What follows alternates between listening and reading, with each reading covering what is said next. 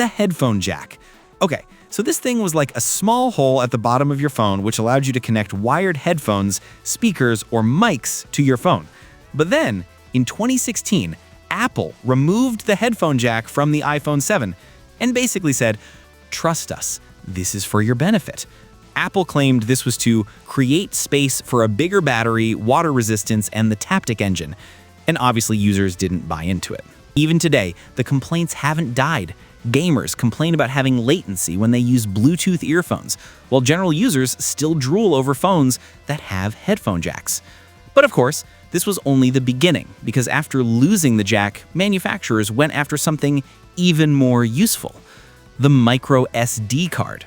Remember when phones had expandable storage? Buy a cheap phone, add a cheap SD card, boom, you have storage for years. And then, of course, it had to go. Sony kicked off the removal wave in 2015, Samsung followed with the S21, and blamed faster UFS storage and cloud lifestyles. Apple never ever had this feature in the first place, so you can't blame Apple for starting this trend. Massive W to Apple. But jokes aside, users were mad. Because being cheap is not the only thing. A micro SD card also doesn't have the hassle of needing internet to be accessed all the time, and neither do you have privacy anxiety that your personal data is in a cloud, because the card had everything physically in a chip, only you could access. Today, people still rant. 128 gigabytes on an iPhone in 2025? Laughable. And of course, the SD card might still be available in some cheaper phones today, but a thing that is totally extinct in today's phones is removable batteries. Imagine this. Your phone hits 0%. You pop off the back cover, swap in a spare battery, 100% instantly. Sounds insane, right? And this was first removed by HTC with the One M7 in 2013. Samsung joined with the S6 in 2015, both blamed premium unibody design and water resistance. But users loved removable batteries because they kept phones alive longer. It made repairs cheap. It reduced e-waste. It avoided service centers. You'll still find older people saying things like, "In my time, you could pop in a new battery in your phone every time." They still claim glued phones age faster. And speaking of glue, no charger in the box. Can you believe a few years earlier you used to get a charging brick and earphones and other interesting stuff in your smartphone box? Well, today, the only thing thinner than phone boxes is my video's retention graph. Anyways, though, Apple's iPhone 12 in 2020 started this abomination with the "we care about the environment" speech. And users were not convinced. Again. Especially because the exact same year, Apple started selling expensive chargers separately. And of course, Samsung trolled them and then silently removed chargers themselves. Today, X is still filled with rage every time a new phone ships Brickless. Drawers full of cables, 0 chargers. It's become a global meme.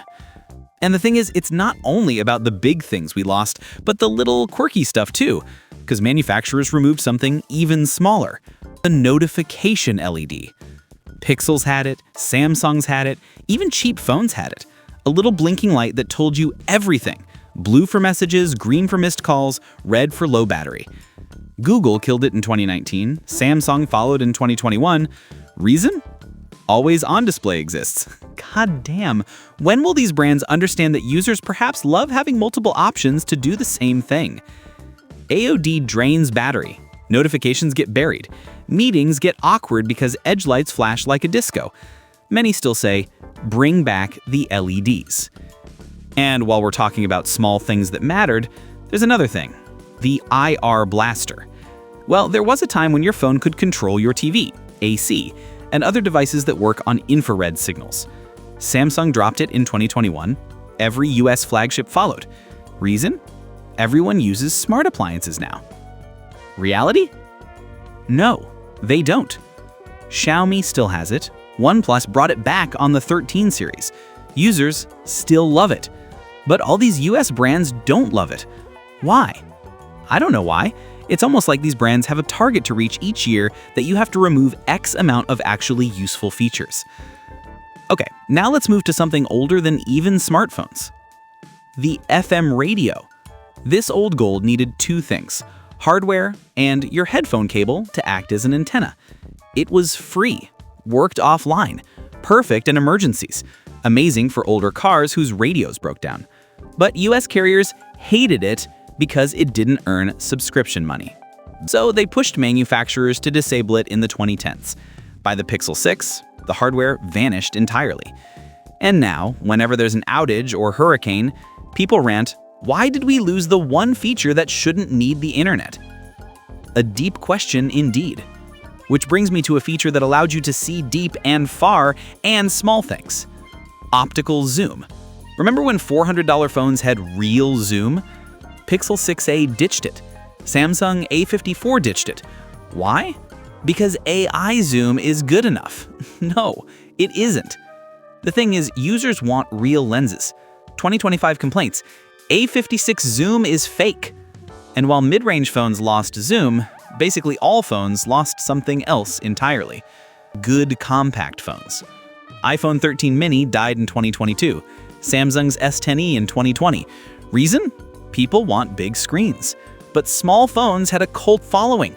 Better grip, better one-hand use, lighter pockets. Many in 2025 want a 5.5-inch flagship, not a glass and titanium sandwich. Only niche phones keep trying. But mainstream? Gone. And so are the bodies we trusted, aka metal and polycarbonate bodies. Glass is premium until it slips once. Then it's $300.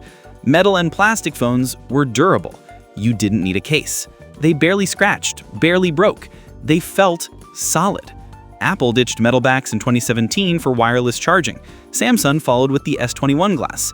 2025? Still shattered glasses. And another thing, shattered dual SIM.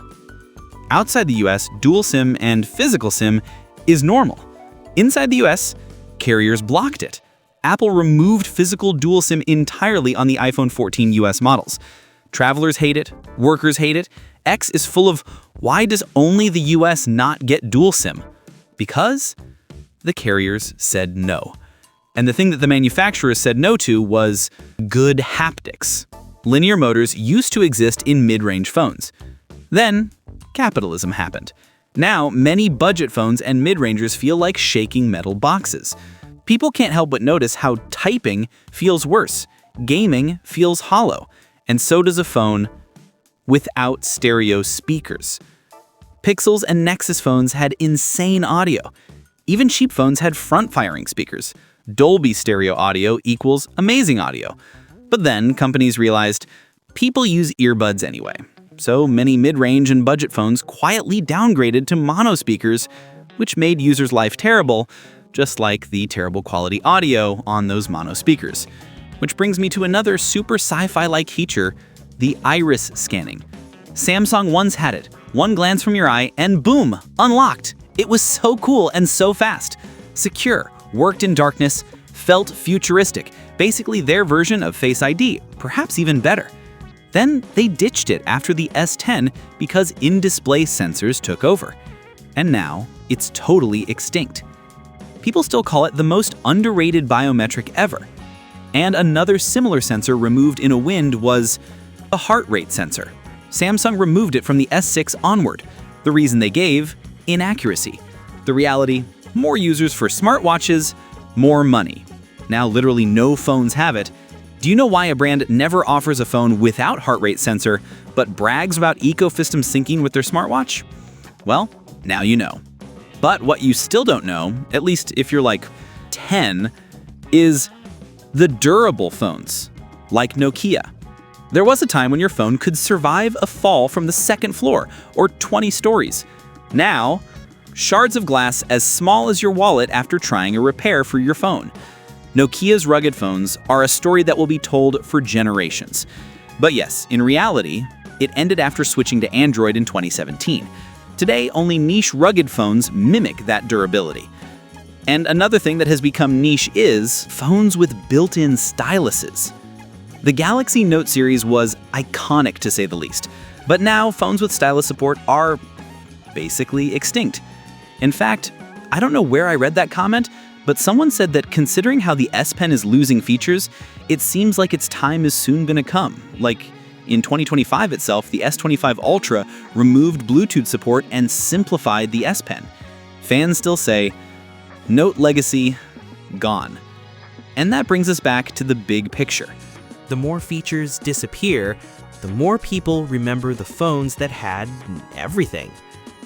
If you love digging into the hidden history of smartphones, wait till you see what Apple canceled behind the scenes.